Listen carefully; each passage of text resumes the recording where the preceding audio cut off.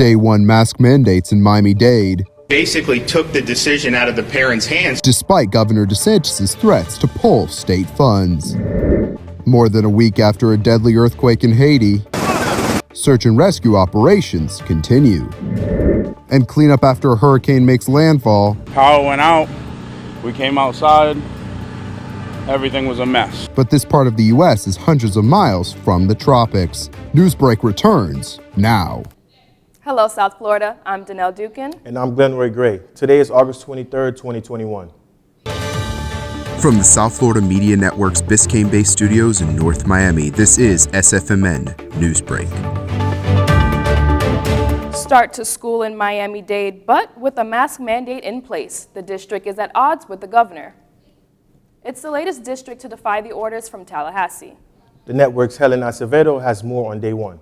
Miami-Dade County Public Schools is back to fully in-person learning today, and masks are required, despite Governor DeSantis threatening to withhold state funding from districts that do so.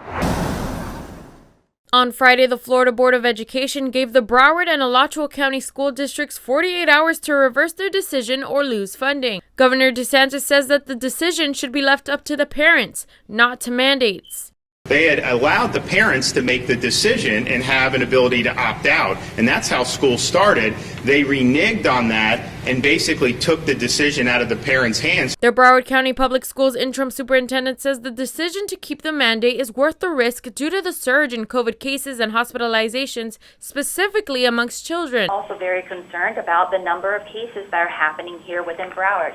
As of this morning, we only have five ICU pediatric beds available. That's it. At least 4,700 Florida students and staff tested positive for the coronavirus in the 15 largest school districts already in session, and at least another 14,200 others are in quarantine or isolation due to the virus. On Wednesday, the Miami-Dade School Board voted 7-1 in favor of a mask mandate, which does allow for medical exemptions from a doctor. In anticipation of the return to in-person learning, Miami-Dade Superintendent Alberto Carvalho addressed COVID safety protocols for the first day of school. We're doing this under interesting conditions with safety protocols in place, including the wearing of masks inside the buildings. Miami-Dade County Public Schools is Florida's largest school district, welcoming back over 300,000 students today.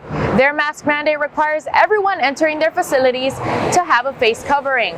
In Miami, Helen Acevedo, South Florida Media Network.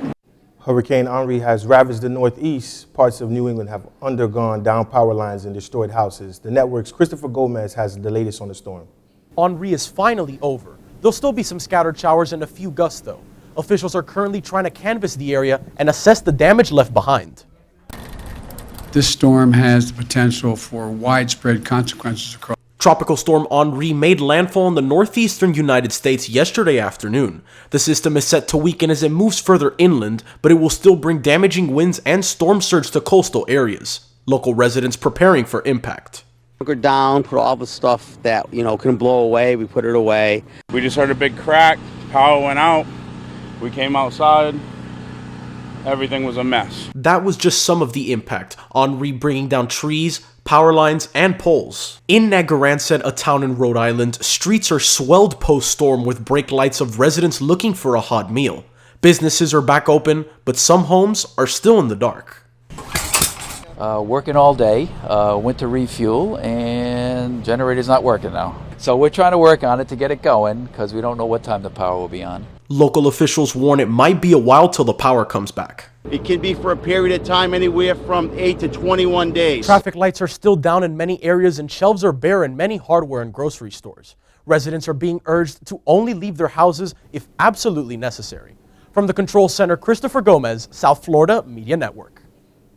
Water levels in Tennessee have subsided, revealing the devastating aftermath of deadly floods over the weekend. Black Hawk helicopters have searched through rubble looking for dozens of missing residents who were swept away by the storm. There's just so many people missing right now, and it's hard to have hope. Volunteers have also joined search and rescue efforts trying to locate their loved ones. While residents work to recover from the damage, they remain hopeful to be reunited with the people who matter most. This morning, Haitian officials say that more than 600,000 people are still waiting for aid to arrive.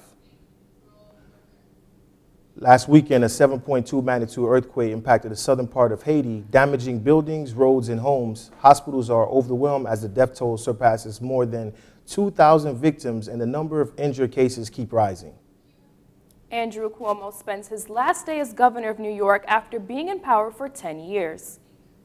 At midnight, Lieutenant Governor Kathy Hochul will take his spot and become the first woman to ever serve as New York governor.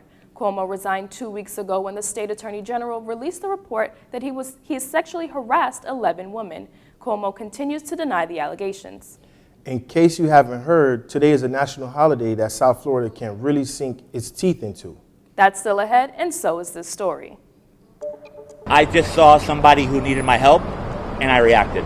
I wasn't even thinking. A police officer going above and beyond the call of duty, deciding to jump in front of a moving subway to try and save a man's life. Newsbreak will be back in 2 minutes. See us dream. See us remember.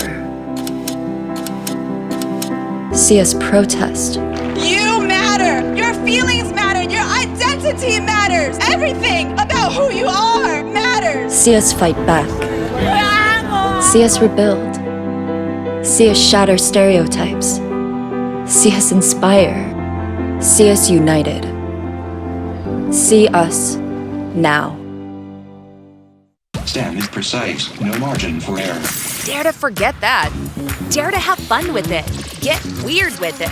Dare to send those old STEM theories flying past the neighbor's house into outer space.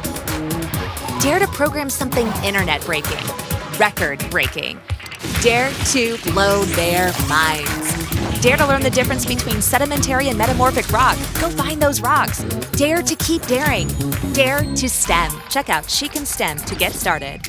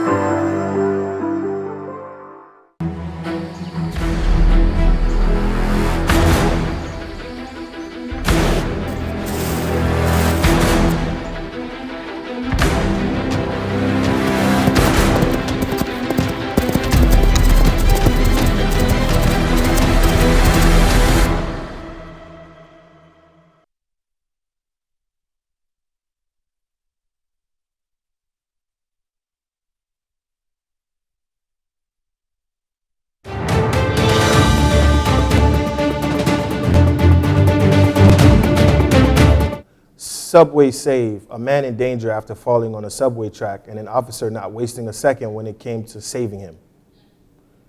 The NYPD released dramatic video of a death-defying save on New York subway tracks. An officer jumped down to rescue a man who fell off the platform with the train about to arrive. It was literally 1 minute away. I just saw somebody who needed my help, and I reacted. I wasn't even thinking. It was Wednesday afternoon on a southbound platform in the Bronx. Police say the rider had fainted and fell, and the officer just happened to be there in the right place at the right time to save a life. This morning, treat yourself to a crispy roasted pork sandwich for breakfast. It's National Cuban Sandwich Day. The cheesy ham sandwich originated from Cuba and gained popularity in South Florida in the 1960s. If you want to grab a Cuban sandwich today, the most well-known version is at the original Cafe Versailles in Miami's Little Havana neighborhood. That's all the time we have for Newsbreak. I'm Danelle Dukin. And I'm Glenroy Gray. Get more news anytime at sfmn.fiu.edu.